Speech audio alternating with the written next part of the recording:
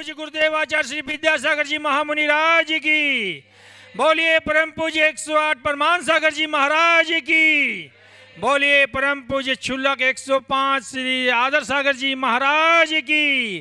मुनि संघ की। मुनि श्री 108 परमान सागर जी महाराज का प्रवास कुनकुरी में चल रहा है। बहुत ही धूमधाम से भक्ति भाव के साथ, भक्ति में पूरा नगर ही नहीं, पूरा छत्तीसगढ़, पूरा भारतवर्ष हो रहा है। यहाँ की जनता, सभी समुदाय के लोग प्रवचन से शंका समाधान का लाभ ले रहे हैं।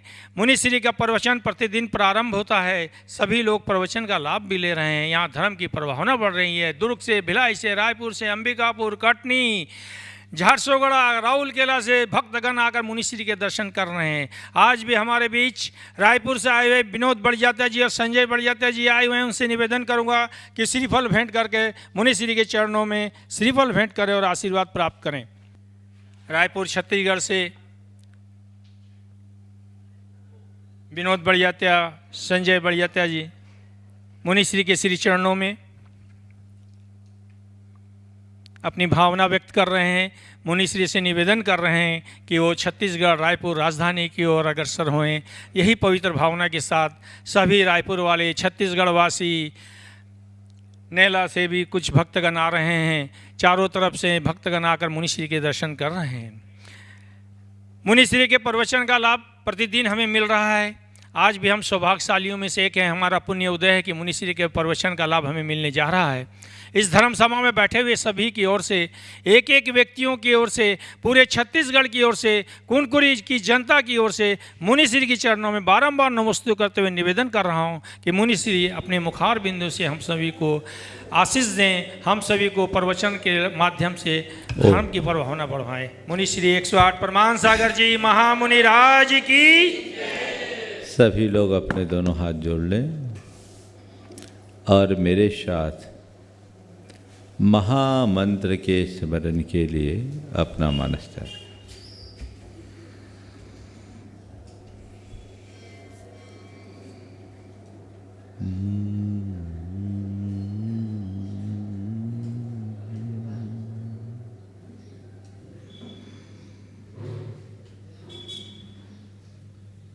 अड़मो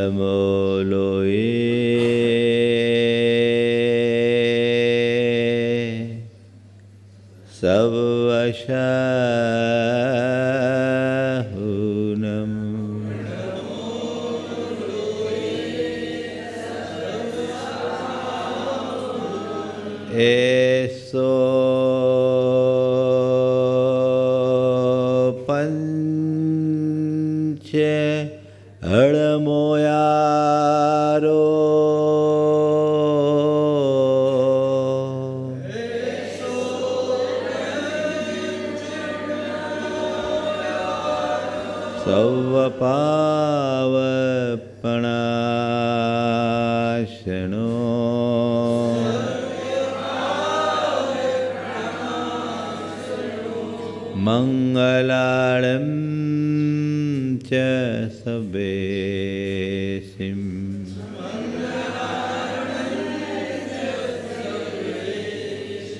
पढ़मं होय मंगलम।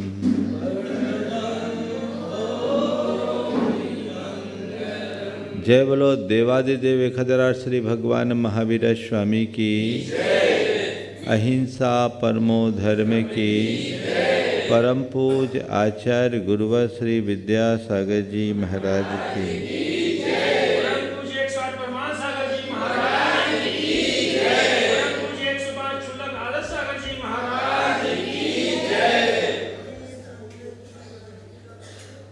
दुनिया में समय समय पर फोर्ब्स जैसी पत्रिका में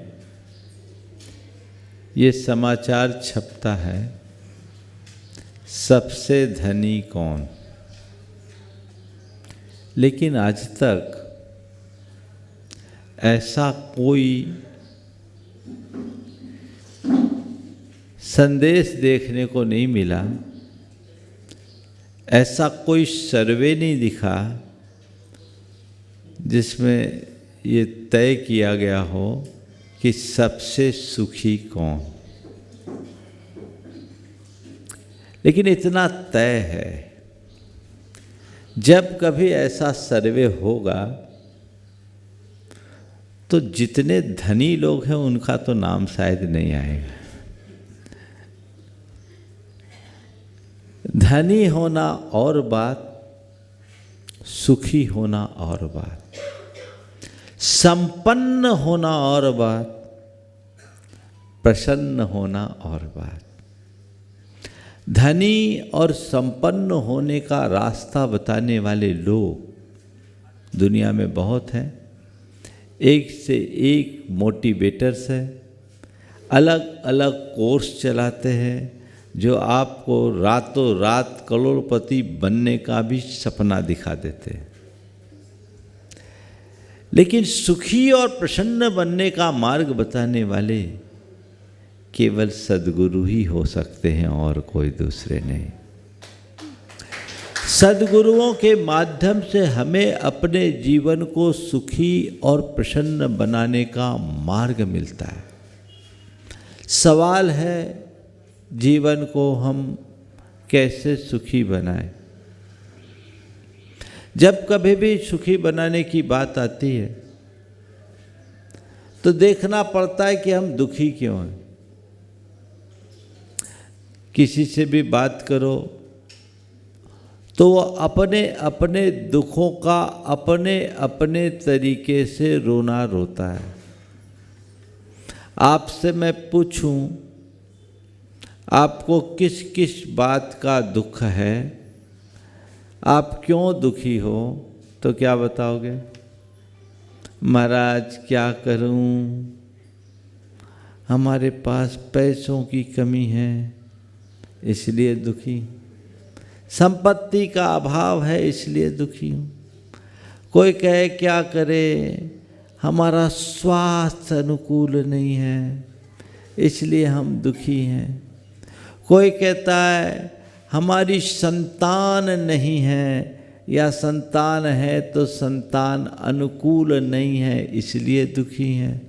और कोई कहते हैं हमारे संबंध अच्छे नहीं हैं इसलिए हम दुखी हैं, है ना। संपत्ति की कमी है इसलिए दुखी हैं, स्वास्थ्य की अनुकूलता के अभाव में दुखी हैं, संतान के अनुकूल न होने से दुखी हैं, अथवा संबंधों के अनुकूल न होने से दुखी हैं, है ना। यही है ना दुख का कारण।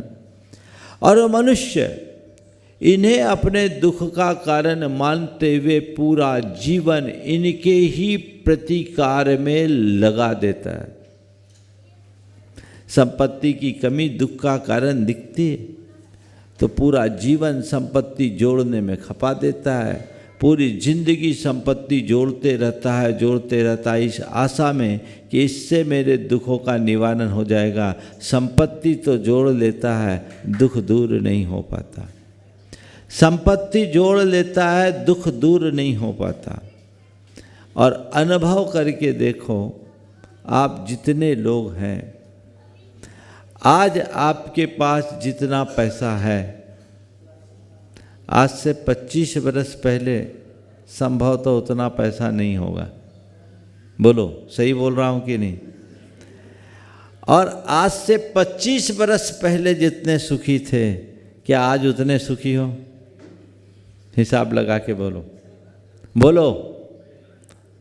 क्यों रतन बाबू? हाँ, पक्का? तो 25 बरस पुरानी स्थिति में जाने का आशीर्वाद दे दूं? महाराज ये गड़बड़ मत कर देना, ये गड़बड़ मत कर देना।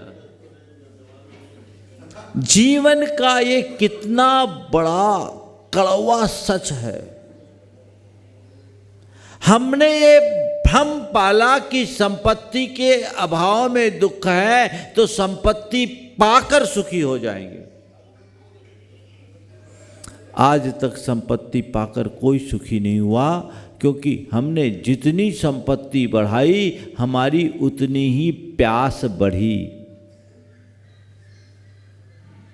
संपत्ति से कोई सुखी नहीं हो सकता और संतुष्टि से कोई दुखी नहीं होता। संत कहते हैं, संपत्ति बढ़ाओ सुख मिले, इसमें संशय है, पर संतुष्टि हो और सुख ना मिले यह असंभव है। सवाल दिशा का है, पर यह दिशा बने कैसे? क्योंकि हमने तो धारणा ही अलग बना ली। हमने अपने सुख का प्रतिमान पैसे को बनाया, संपत्ति को बनाया, और ये सोचा जिसके पास जितनी संपत्ति उतना वो सुखी, तो मैं भी अपने आप को सुखी बनाने की कोशिश में लग गया और संपत्ति बढ़ाने में अपने आप को झोंक दिया कि संपत्ति पाकर मैं सुखी हो जाऊंगा। आज तक कोई नहीं हो सका। ये अब तक का रिकॉर्ड है, आज तक कोई नहीं हो सका और नहीं हो सकेगा, क्योंकि संपत्ति में सुख मानना हमारा भ्रम है, और जो भ्रम को यथार्थ मानेगा वो दौड़ते ही रहेगा। ये तो एक मृग तृष्णा है। मृग तृष्णा क्या होती? रेगिस्तान में रेत के कण सूरज के किरणों से चमकते हैं और ऐसा लगता है जैसे कि पानी। प्यासा मृग उस रेत के कण में को देखकर सोचता है, रेत के कण की चमक को देखकर सोचता है कि पानी है, मैं थोड़ा चलूँगा, पानी पीऊँगा, मेरी प्यास बुझ जाएगी, थोड़ा चलूँगा, मेरी प्यास बुझ जाएगी, थोड़ा चलूँगा, मेरी प्यास बुझ जाएगी। और वो थोड़ा थोड़ा चलते चलते वो जितना आगे बढ़ता है, उसका वो सरोवर उतना ही आगे बढ़ जाता है। अब हो तब तो सरोवर तक पहुँचे, पूरी जिंदगी दौड़ते दौड़ते वो दम तोड़ देता है पर पहुँचता नहीं। ये हकीकत प्रत्येक मनुष्य के जीवन की। पूरी जिंदगी दौड़ते रहने के बाद भी वो कहीं पहुंच नहीं पाता। गति है लेकिन गंतव्य नहीं है, कोई मंजिल नहीं। इनका अंत क्या? संत कहते हैं, तुम्हें संपत्ति जोड़ना है जोड़ो, पर एक बात अपने गांठ में बांध के रखो कि संपत्ति में सुख नहीं है, ये जीवन के गुजारे का साधन है, साध्य नहीं। ये हो सकता है कि एक गरीब आदमी को कोई पूछेगा नहीं, एक अमीर आदमी के आगे पीछे लोग होंगे, जिसके पास पैसा नहीं है उसके साथ कोई खड़ा नहीं होगा, लेकिन पैसे वालों के आगे पीछे लोग होंगे। ये हो सकता है, लेकिन इससे मन की प्रसन्नता का कोई संबंध नहीं। मन में प्रसन्नता केवल उसके और उसके ही होती है जिसके मन में संतुष्टि है। ये धारणा ही गलत है कि जिसके पास पैसा होगा वही सुखी है। बोलो सही बोल रहा हूं कि नहीं? जिसके पास पैसा है वही सुखी है, ये धारणा सही है कि गलत? बोलो हाँ, थोड़ा जोर से बोलना। गलत है। लेकिन आप लोग अपने मन में क्या धारणा बनाए हो? ये गलत धारणा को तो अपना रखे हो, इसी का ही तो निवारण करना है। अगर तुम्हें लगता है कि जिसके पास पैसा है वो सुखी, जिसके पास पैसा नहीं वो दुखी, तो तुम सब पैसे वाले सुखी और हम लोग सबसे ज़्यादा दुखी। बोलो मानने को राजी हो? हाँ, मानने को राजी हो? हमारे पास कुछ है तो फिर ये क्यों सोचते हो कि पैसों में सुख है? बोलो, हमको सुखी मानते हो कि दुखी? पहले ये और बता दो। हाँ, पक्का? तो हमारे पास पैसा नहीं है तो हम सुखी कैसे? हाँ, परिवार नहीं है, इसका मतलब परिवार दुख का कारण है। परिवार के लिए करता है तो परिवार के लिए क्या परिवार दुखी करता है? बात को गहराई से समझने की जरूरत है, और जब तक ऐसी दृष्टि विकसित नहीं होगी जीवन का काया पलट नहीं होगा। सब एक ही ढर्रे में जी रहे, जीने का मकसद पता नहीं। पैसे के कारण सुख नहीं है और पैसे के अभाव में दुख नहीं है। अगर पैसे के अभाव में दुख होता तो हमें सबसे ज़्यादा दुखी होना होता, और पैसे के सद्भाव में सुख होता तो सारे पैसे वालों को सुखी होना होता। लेकिन दोनों चीज़ें नहीं दिखती ना। इसका तात्पर्य क्या है? न तो पैसे के अभाव में दुख है, न पैसे के सद्भाव में सुख है। दुख किसमें है? अभाव की अनुभूति में दुख है और संतोष की अनुभूति में सुख है। सार केवल ये, यदि मैं अभी अपने आप में अभावों का अनुभव करने लगूं, एहसास करने लगूं, मेरे पास कुछ नहीं है, कोई मेरे आगे पीछे नहीं आता, कोई मुझे पूछता नहीं, कहाँ आकर के बैठ गया हूँ, यहाँ तो कोई देखने वाला नहीं है, ये जो मेरे मन में भाव आया, उसी पल मैं दुखी हो जाऊंगा।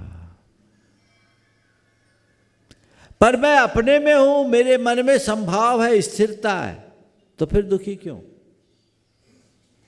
फिर दुखी होने का कोई सवाल ही नहीं। जो है अपने आप में पर्याप्त है, मन में संतोष, तो फिर अभाव का एहसास नहीं, और जहाँ अभाव का एहसास नहीं वहाँ कभी दुख नहीं। और जिन्हें अभाव का एहसास है वो शहंशाह बन जाए तो भी सुखी नहीं। तुम्हारे पास कितना भी धन हो, अगर उसमें कमी का एहसास होगा ना तो दुखी हो। इसलिए मैं कहता हूं दुखी वह नहीं जिसके पास कम पैसे हों, दुखी वह नहीं जिसके पास पैसे कम हों, दुखी वह है जिसे पैसे कम प्रतीत होते हैं, जिसे पैसों की कमी दिखती है। ये कमी, ये असंतुष्टि, कमी तुम्हें रुलाएगी, कमी तुम्हें दौड़ाएगी, भागाएगी।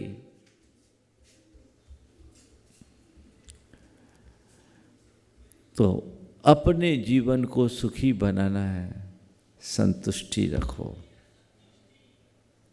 चाहे वो संपत्ति की कमी हो, उसे संपत्ति को सुख का कारण मत मानो, और संपत्ति के अभाव को दुख का हेतु मत मानो, संपन्नता में गर्व मत करो और कमी में हीनता मत आने दो। ठीक है, ये तो बाहर का साधन है, संयोग है अनुकूल, जब तक अनुकूल संयोग है मेरे पास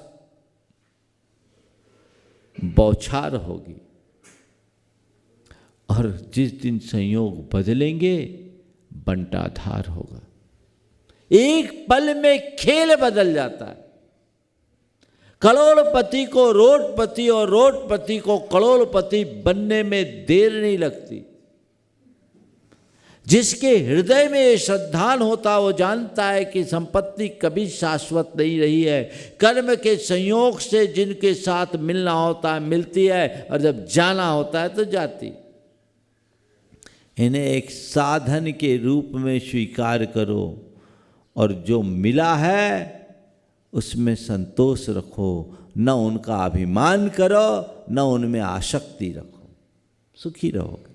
मैं ये नहीं कहता कि पैसा मत कमाओ, पैसा मत कमाओ ये नहीं कहता, पैसा कमाना है कमाओ, तुम्हारा उसके बिना गुजारा नहीं है, लेकिन पैसे से चिपको मत, पैसे को सुख का कारण मत मानो, उसे केवल जीवन निर्वाह का साधन मानो।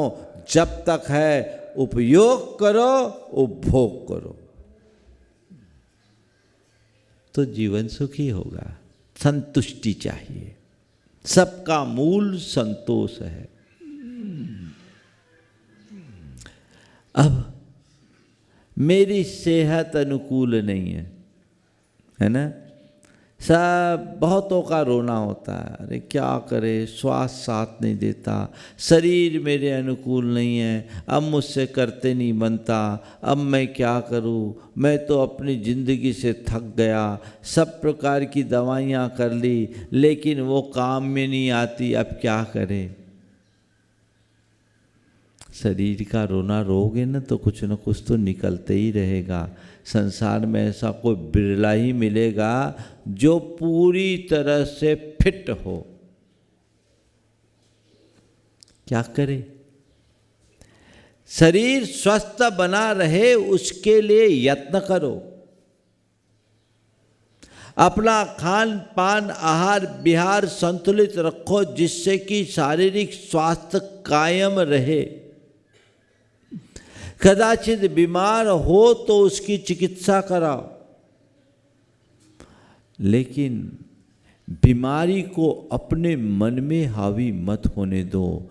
बीमार दशा में भी एक धारणा रखें कि बीमारी तन को है, मन को नहीं। इस संसार है, इसमें तो ये लगा ही रहेगा। महापुरुषों के जीवन में भी ये सब चीज़ें चलती रहती है, किसी को छोड़ता नहीं। लेकिन जो ज्ञानी होते हैं वो ऐसी विषम स्थिति में भी मुस्कुराते हैं। गुरुदेव का स्वास्थ्य अभी अनुकूल नहीं है, लेकिन ऐसी घड़ी में भी आप सब देख रहे हो उनके शरीर की स्थिति कितनी क्षीण हो गई, लेकिन ऐसी घड़ी में भी उनकी आत्मस्थिरता उनके जीवन की सबसे बड़ी उपलब्धि है। जैसी बीमारी अभी है, जितनी गंभीर रूप से गुरुदेव अभी बीमार है, 1987 में भी मैंने देखा थोबोन जी में इतने ही गंभीर रूप से वे अस्वस्थ हो गए थे, हालत खराब थी। 105 फीवर था, शरीर एकदम क्षीण। एक दिन उनने उपवास कर लिया, दूसरे दिन मलेरिया के नाम पर सिंकोना का छाल दिया। मलेरिया निकला था, सिंकोना जिससे कुनैन बनती, उसका छाल दिया, मुनक्के में दिया, वो बहुत कड़वी, मुंह में डालते ही बाहर निकल गया। अंतराय हो गया, 2 अंतराय, उपवास और अंतराय, 2 उपवास हो गया। 105 टेम्परेचर, शरीर एकदम तप रहा है, बाहर गर्मी भी प्रचंड है। और उस समय पंडित जगन मोहन लाल सिद्धांत शास्त्री गुरुदेव के चरणों में आए। उन्होंने पूछा, गुरुदेव कैसा लग रहा है? देखो, एक योगी की दृष्टि, उन्होंने कहा औदैहिक भाव है, जान रहा हूं और देख रहा हूं। औदैहिक भाव है, जान रहा हूं और देख रहा हूं, मतलब ये कर्म का उदय है, मैं इसको जान रहा हूं, देख रहा हूं। ये बीमारी मुझे नहीं, इस तन को है, मैं तो स्वस्थ हूं। ऐसा दृष्टिकोण जिसके अंदर होगा, उसके शरीर में पीड़ा होगी, लेकिन उसका मन पीड़ित नहीं होगा। मूलतः आसक्ति मनुष्य को दुखी बनाती है और ज्ञान से मनुष्य सुखी होता है। अपनी आसक्ति से मुक्त होने की जरूरत, ज्ञान संपन्न होने की आवश्यकता है। अगर वैसी दृष्टि अंतरंग में विकसित हो जाए तो जीवन का काया पलट हो जाए। बीमारियां किसी न किसी रूप में लगी है, इससे बच नहीं सकते, तो क्या करो? सकारात्मक रहो, भेद विज्ञान से संपन्न रहो, कर्मोदय पर विचार करो, अपनी दृष्टि को सकारात्मक रखो और कितने भी बीमार हो जाओ, बीमारी से हार मत मानो।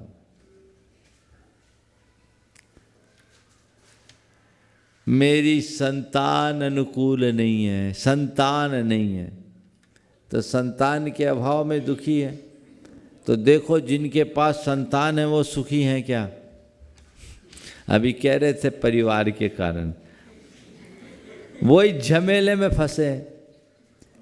तुम कह रहे हो मेरी संतान नहीं इसलिए मैं दुखी हूं, तो जिनकी संतान है उनसे पूछो, बोले क्या करे, बच्चों के कारण परेशान है ना, ये रोना।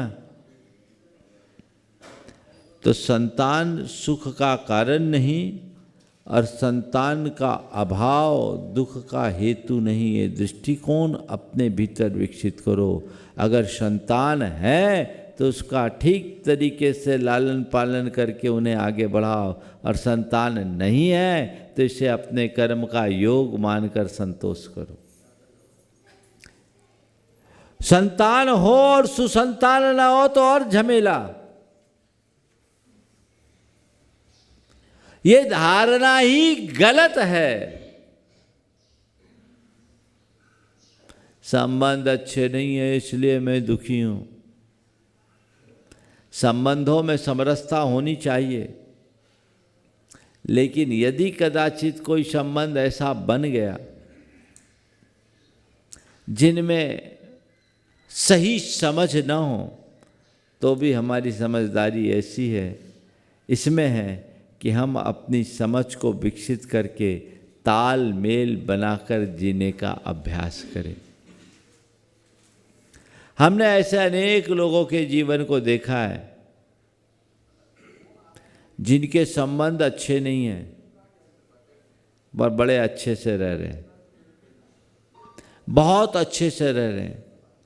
अच्छा संबंध न मिलने पर भी अच्छे से रहा जा सकता है। दो उदाहरण दूंगा। मैं एक ऐसे व्यक्ति को जानता हूं जो आज एक उच्चाधिकारी। उन्होंने विवाह किया केवल इसलिए कि वो एक आदर्श श्रावक बनकर के जीना चाहता था। बहुत धर्मात्मा, और केवल क्रिया से धर्मात्मा नहीं, विचारों से धर्मात्मा था। उसने अपने हिसाब की लड़की खोजनी चाहिए, ऐसी लड़की जो उसकी भांति धर्मात्मा हो और उसके धर्म ध्यान में सहयोगी बने। उसे ढंग की, उसके हिसाब की कोई लड़की नहीं मिली। जब कोई लड़की नहीं मिली तो उसने परिवार के आगे अपने आप को समर्पित कर दिया। बोला आपको जिससे संबंध करना कर दो, जो मेरे भाग्य में होगा वो हो जाएगा। संयोग से जिस लड़की से उसकी शादी हुई वो उसी के लायक थी, मतलब दूसरा उसको नहीं झेल सकता। ये जितना धर्मी वो उतनी ही विलासी, एकदम एक पूरब दूसरा पश्चिम, स्वभाव भी उग्र, ये एकदम ठंडा। एक रोज वो मेरे पास बैठा बैठा चर्चा कर रहा था।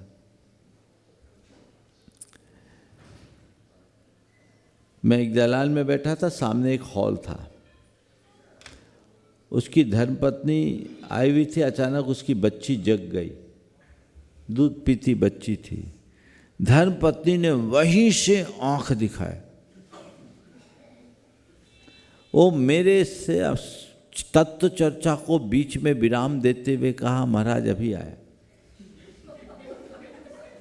गया, बच्ची को लिया, इतनी जली कटी सुनाई कि मुझे भी तरस आ गया, आवाज मेरे कानों में आ गई। बहुत बुरा भला कहा, लेकिन ये उफ नहीं। बच्ची को चुपचाप लिया, बच्ची को शांत किया, गोद में लिया। थोड़ी देर में उसकी धर्मपत्नी भी शांत हो गई, फिर बच्ची समेत मेरे पास आए। मैंने कहा, भैया क्या कर रहे हो? बोला, महाराज निर्जरा कर रहा हूँ। क्या कर रहे हो? बोला, निर्जरा कर रहा हूँ। मैंने साहस के अभाव में आपका मार्ग नहीं अपना पाया, लेकिन शायद मेरी नीति मुझे इसी रूप में तपस्या करवाना चाहती थी। मैं आभार मानता हूँ महाराज, वो ऐसा बोलती है और मैं क्षमता रखता हूँ, मेरे कुछ तो कर्म कटते होंगे, मैं यही मानता हूँ। उसकी स्थिति ये थी कि वो आलू नहीं खाए, जमी कंद ना खाए तो उसकी थाली में वही परोसा जाए।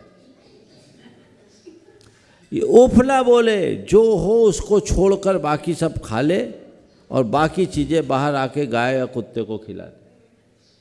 बोलता नहीं। कई कई बार तो ऐसा कि एक रोटी खा करके पानी पी के उठना पड़ता,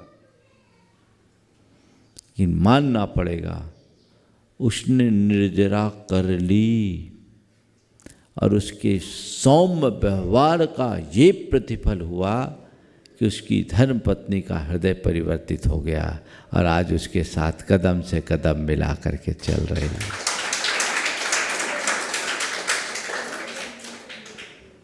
ऐसा भी हो सकता है कि नहीं? हुआ है, वही तो सुना रहा हूं, कोई किस्सा तो मैं सुनाता नहीं। संबंध खराब है ये बात गलत है, मेरी दृष्टि खराब है ये बात सही है।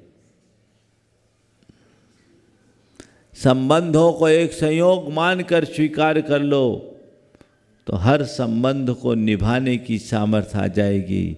संबंधों के प्रति तुम्हारी दृष्टि खराब होगी तो कितने भी अच्छे संबंध हैं, मधुरता रह नहीं पाएगी। तो ये जो रोना है ये हमारा अपना अज्ञान। इन सब के रहते यदि सुखी होना चाहते हो तो आज की 4 बातें आपको दे रहा हूं। पहली बात, संतोष रखें। जो है, जिस स्थिति में है उसमें संतुष्टि का भाव लाए। संतोष की जब कभी बात की जाती है तो लोग प्रायः पैसों से संबंध जोड़ते हैं। पैसों के मामले में संतोष रखना तो अच्छी बात है, पर केवल पैसे में संतोष रखना संतोष नहीं है। संतुष्टि का मतलब है अपनी स्थिति में प्रसन्न बने रहना। तुम जो हो, जैसे हो, जिस स्थिति में उसे स्वीकार करो और संतुष्ट रहो। स्वीकार भाव में संतोष आता है और असंतोष अस्वीकार भाव जगाता है। ठीक है, जैसा है इसमें संतोष, पहली बात। दूसरी बात, सकारात्मक दृष्टि।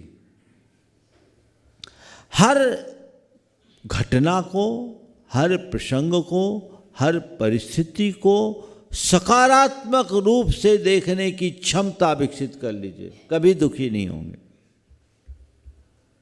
कुछ भी हो सकारात्मक। एक आदमी चला जा रहा था, एक साइकिल वाले ने धक्का मारा, गिर गया, उसका हाथ छिल गया, उठा, साइकिल वाले को देखा, उसे धन्यवाद दिया, बोले बहुत बहुत धन्यवाद। उसके साथी ने कहा भैया ये गांधीगिरी कहाँ सीख ली?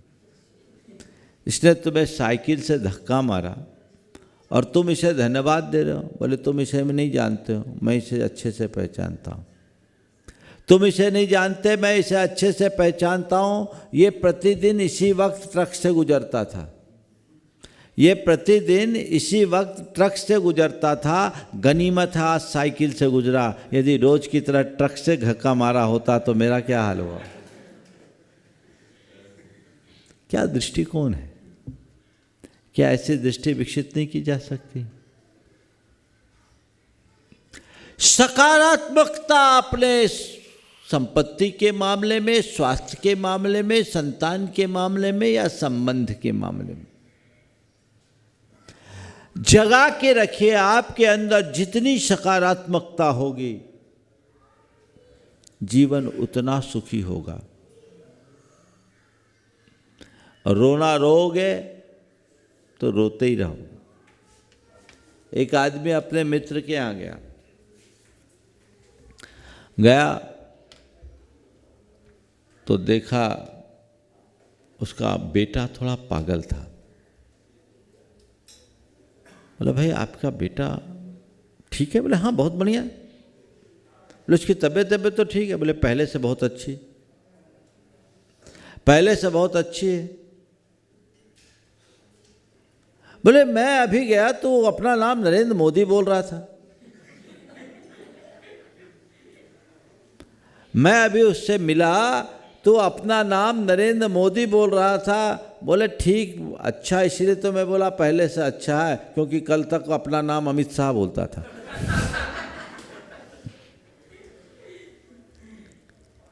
दृष्टिकोण को ऐसा सकारात्मक बना लीजिए, हर पल में मजे में रहोगे।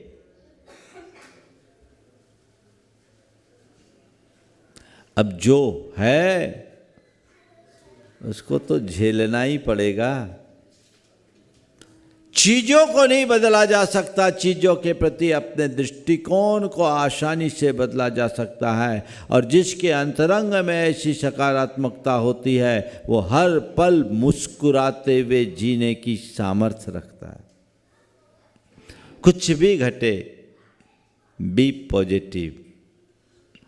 नेगेटिव देखना ही नहीं, नेगेटिव सोचना ही नहीं, उसके उस पहलू को देखो जो तुम्हें बुराई में अच्छाई दिखा सके। देख सकते? दृष्टि होनी चाहिए। वैसी दृष्टि अपने भीतर विकसित कीजिए। हर स्थिति में सकारात्मक बने रहने की क्षमता अपने भीतर विकसित कीजिए। और इस क्षमता को विकसित करने के लिए हर पल अपने अंदर आत्म सुझाव दीजिए, मुझे सकारात्मक रहना है, मुझे सकारात्मक रहना है, मुझे संतोष रखना है। ये चीज़ अंतरंग में आएगी, सकारात्मकता रहेगी। मैं कोशिश करता हूँ हर प्रसंग में सकारात्मक बने रहने की, और मेरी यही सकारात्मकता मेरी प्रसन्नता का आधार है। कुछ भी होता है, मन में चीज़ें हावी नहीं हो पाती, मन बोझिल नहीं बन पाता। आप भी इस फार्मूले को अपनाकर अपने जीवन में व्यापक बदलाव ला सकते हैं। तीसरी बात, प्रतिक्रियाएं कम कीजिए और प्रतिक्रियाओं से अप्रभावित रहने की क्षमता विकसित कीजिए। अपने आप को सुखी बनाए रखना चाहते हो, कम से कम प्रतिक्रिया। आजकल आप लोग छोटी छोटी बात में तुरंत रिएक्ट करते हो, होता है तुरंत। और प्रायः जो प्रतिक्रियाएं होती है वो नकारात्मक होती है। उससे क्या होता है, मन अशांत और असंतुलित हो जाता है, चित्त में उद्वेग आता है, जीवन की सहजता खंडित हो जाती।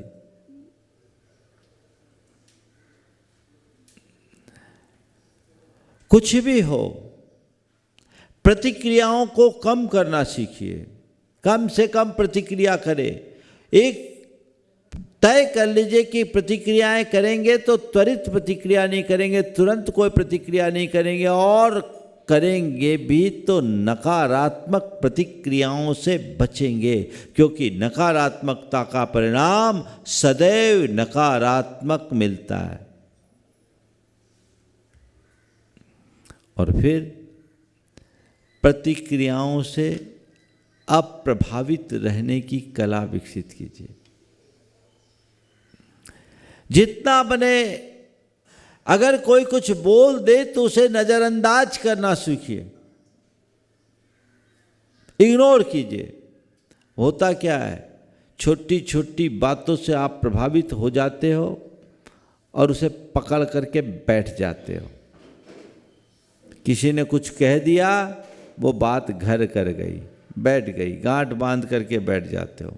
एक ने किसी को गधा कह दिया, अच्छा उसने मुझे गधा किया, अभी बताता हूँ, बड़ी औकात बढ़ गई है उसकी, अभी उसको औकात दिखा दूंगा, मुझे गधा कहता है, समझ में आ जाएगा, मुझे गधा कहता है। गधा कहने का क्या परिणाम होता है मैं देखता हूँ। सामने वाले ने एक बार गधा कहा और तुमने अपने आप को कितनी बार गधा बना लिया, हाँ? कितनी बार एक बात पकड़ ली, जैसे शांत सरोवर में एक कंकड़ फेंका, वो कंकड़ से वलय उत्पन्न होता और वलय दर वलय, वलय दर वलय, वलय दर वलय पूरे सरोवर को व्याप्त कर लेता है। ऐसे ही एक बार कोई बात कहने में आई, उसको पकड़े और वो अंदर उथल पुथल मचा देता है, और इसकी प्रतिक्रिया फिर भयानक होती है। घरों में महाभारत मच जाता है, होता है रोज का काम, सारा जीवन चक्र बिगड़ जाता है, सारे संबंध बिगड़ जाते हैं, शांति खंडित हो जाती है। क्यों ना हम उससे अप्रभावित रहने की कला सीखें। और इसका एक तरीका है, एक अभ्यास कीजिए। प्रतिक्रिया विरति एक बहुत बड़ा गुण है। आप गुरुदेव को देखिए, कितनी सीमित प्रतिक्रिया करते हैं, देखते हैं आप, कोई रिएक्शन नहीं। थोड़ी थोड़ी बातों में रिएक्ट करने वाले लोगों का जीवन बड़ा उथला होता है।